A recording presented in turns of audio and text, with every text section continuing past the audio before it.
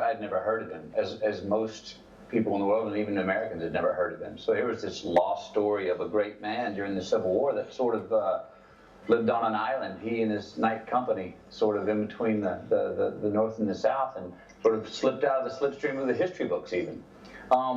Newton Knight as a man, I think what fascinated me the most is that he had such a clear identity. He was not a simple man, but at the same time, his convictions and his clarity of right and wrong were very simple. And once he made up his mind and he saw a wrong, he sacrificed his own family, he sacrificed his own considerable well-being, you could call it, because he couldn't turn an eye or turn his back to trying to right a wrong. So that clarity, he had the way he could make his mind up and see so clearly in a moment, wait a minute, no one should have chains like that around their neck. That should come off. We've got to do something about it. If he saw a wrong, he couldn't not try and unright it. He had to try and right every wrong. So that clarity and the identity and the way that man could make that decision, damn be the consequences. The self-assuredness and understanding and clarity of him, I think, was really what I hooked into and fascinated me about him. And you know, I would add something to that, which is that in a modern context, we have a lot of trouble understanding somebody who could engage this kind of a fight with this much clarity and this little ambiguity. You know, we search for ambiguity, we search for nuance. And 100 years ago, when you're talking about slavery, and you're talking about the ownership of human beings, and you're talking about poor farmers being exploited to maintain slavery, he didn't see any nuance. No. He didn't, and he saw complete clarity. And it was very interesting to me now, having a little distance, having gone through the release of the movie and everything, that that's sometimes a hard thing to understand in a modern context. That somebody can be this simple, this pure, this gutsy, and lay his life on the line repeatedly for something that was principle, to the point where many people even doubted, well, the principle couldn't have been that pure. No, it actually was. Get out of this trench, we're gonna make for a tree line about a quarter-mile out. You don't listen to no sergeant, you don't listen to no officers, only me. You understand now? When I tell you to go, you go fast and you stay close to me. Right, you got a full load? Yeah. Half cock safe, full cock fire. Ain't no different shooting a bird or a deer, then. No different than that. Right? All right. Show me. This was a piece of America. The Free State of Jones was a piece of American history. Really, what so much of that whole war was based on in the first place. And here was a man, Newton Knight, with these principles that we talked about earlier, that really was clear in what he stood for and was willing to die for it, and fought alongside many other men that were willing to, and women that were willing to die for it as well. And I want to go back to what Gary said a minute ago about the lack of ambiguity is so clear, and there was freedom in that for me as just an actor to be able to find somebody with that clarity, because there are so many more shades of gray and compromise and paradox and juxtaposition today with what's right and what's wrong. Well, let's listen to both sides and let's talk it out. This was a man of action.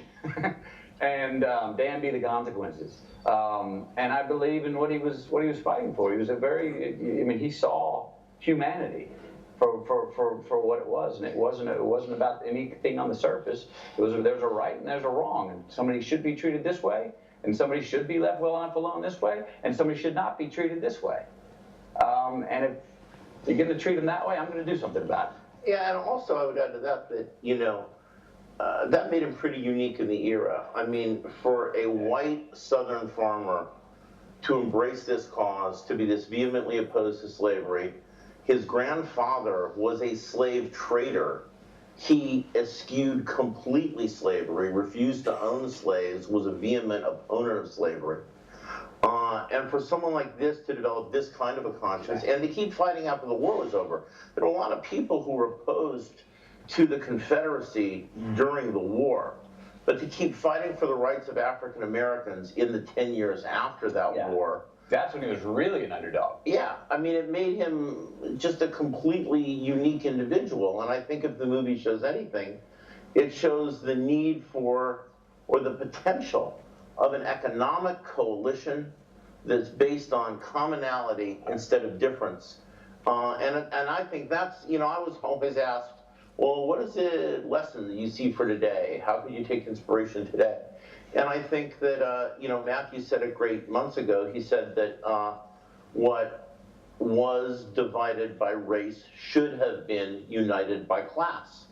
And that sometimes in Europe, you all have a better understanding of the importance that class plays than sometimes Americans do. We tend to default to cultural distinctions and differences. And that Newtonite showed that a coalition based on class could exist, and it's something he believed in. So that made him pretty remarkable, I think.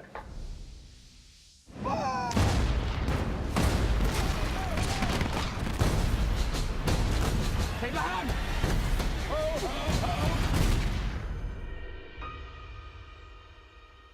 He died with honor. No, Will. He just died. I'm tired of it. You, me, all of us. We're all out there dying so they can stay rich. Tax collectors coming around here, taking everything. We'll have nothing for the winter. Girls, you know how to shoot one of these?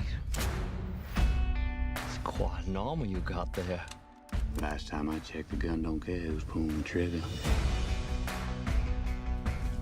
You know they shoot deserters, don't you? They runaways? Please you. And gonna die so they can get rich selling their cotton. That's why we left him. No man ought to tell another man what he's got to live for or what he's got to die for. I don't have the patience with 5 or 6 deserters hiding out in a swamp. You ready?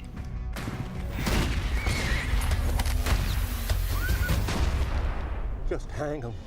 We stayed very, very close to the facts, where you cannot stay absolutely literal to the fact because it's a movie. And first of all, there's not a tremendous amount of written record about Newtonite, and so you're compelled to imagine certain things. And also where for dramatic purposes we did have to invent, we documented all of that. In fact, I put out a website that has hundreds of pages of footnotes that delineate all the source material that the movie is based on, academically footnoted with the source material. Where we did have to depart slightly at times, I noted that, and it was always to tell, I believe, a deeper truth about the era and what was going on in the era. For example, the character of Moses did not literally exist, but it would have been, I think, a tremendous omission not to put him in the movie, because we would not have experienced, well, one, the determination of African Americans to fight for their own freedom, which is what Moses represented in being a Maroon and defying slavery.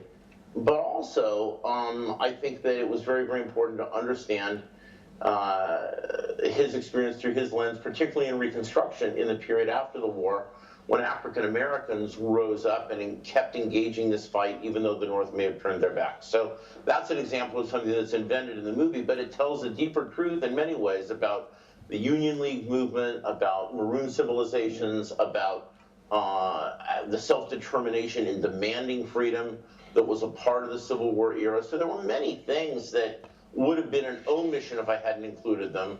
So is it fictionalization or is it being more thorough? I think it's actually being more thorough.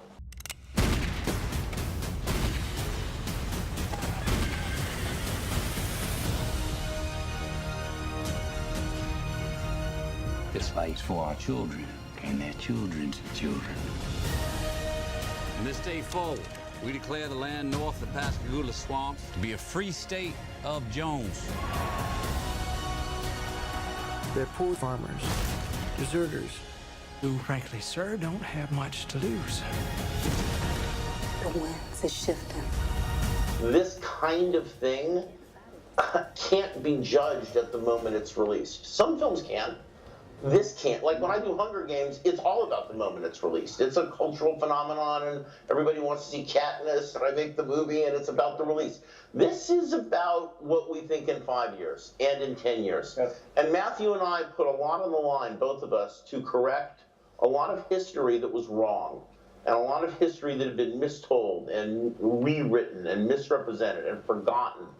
And I'm very, very proud that there's a document in the world on a shelf or in the ether that corrects what Gone with the Wind got wrong, or what Birth of a Nation, the first one, D.W. Griffiths, got wrong. And so time will answer that question better than any particular answer I could give at this moment. Yeah. As many people didn't get out to see it here in America when it came out as we would hope for. But as Gary said, and I believe this too, it's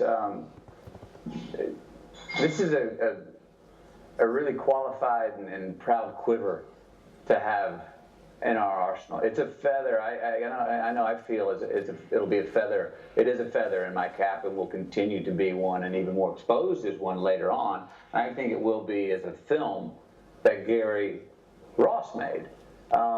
You know, if you want to go back and unpack and play Monday morning quarterback about why did it not open as big as, I don't know those things. I mean, I know some people that maybe found it a hard pill to swallow, and that it's heavy.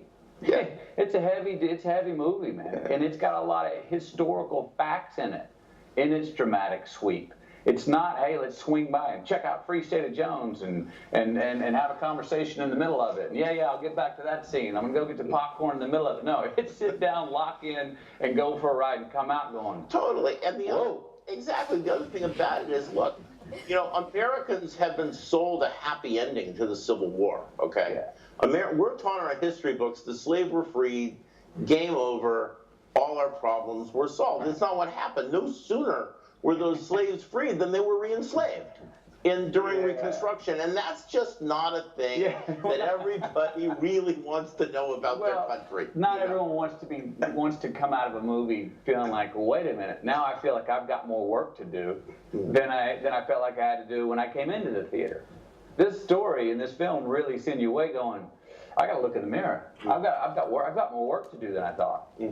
Well, this is a question for you, Matthew. First, congratulations about the movie.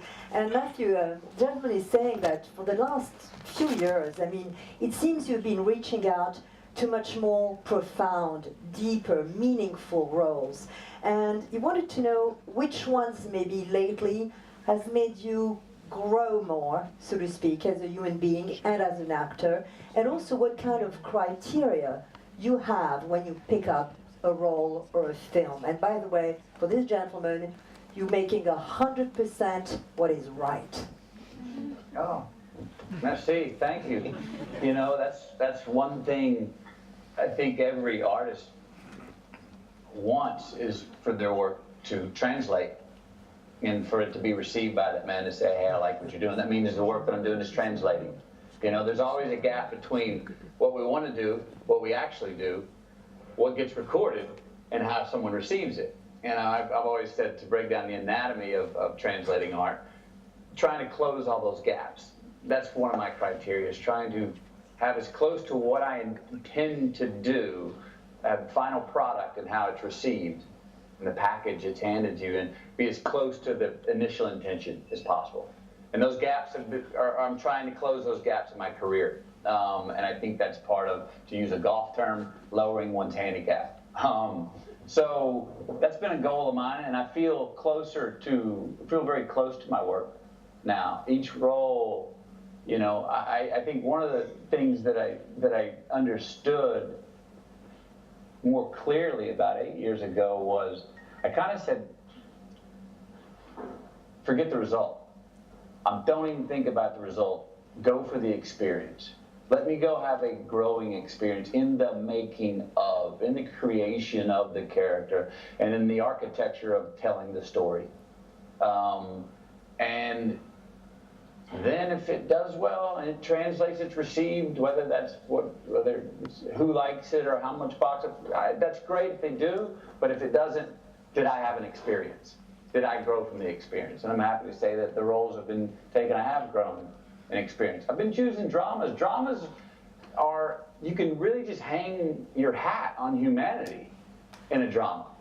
The ceiling for expression of how I personally feel and hear is much higher in a drama, and the basement for pain or rage or sadness is much lower. Even the dirty stuff is much lower in a drama. That's what's great about dramas. They allow such a larger bandwidth of expression, of character, and truth, I think. So if you ever get in trouble in a drama or in this, I always had a clear hook to hang my hat on, and that was humanity, the humanity of Newton Knight. And as far as what another critique for me, I'm trying to make films, one, that I want to see, that I would be my first choice when I go to the theater, and two, to find characters that at some time in the process, hopefully early on, I get a sense that nobody else can play it but me. That's two of the things I look for. I got the boy. It's gonna be all right. It's all right. I know it hurts. Right? Just hold on to it tight. Hold on to it.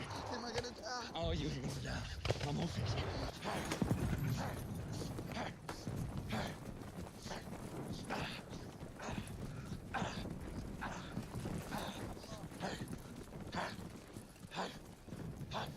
Get some help right here. I got a boy here. I got a boy here. I got a boy here. I got officers I can't even get to. Hurts. I got you. All right. We'll get you a doctor. Gonna get you a doctor. Hang on. Can I have some water? In a sec. In a sec. I'm just so thirsty. Why am I so thirsty?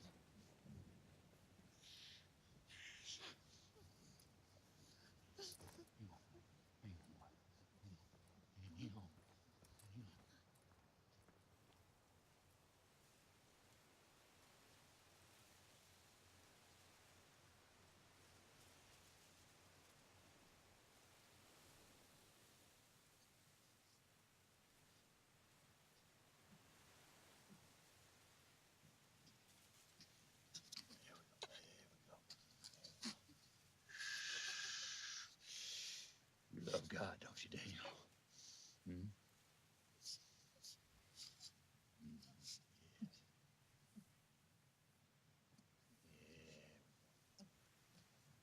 Scared. I know you. But you love God and God loves you. You understand? Jesus loves you. You're not dying. You're not dying. You're not dying. You're not dying.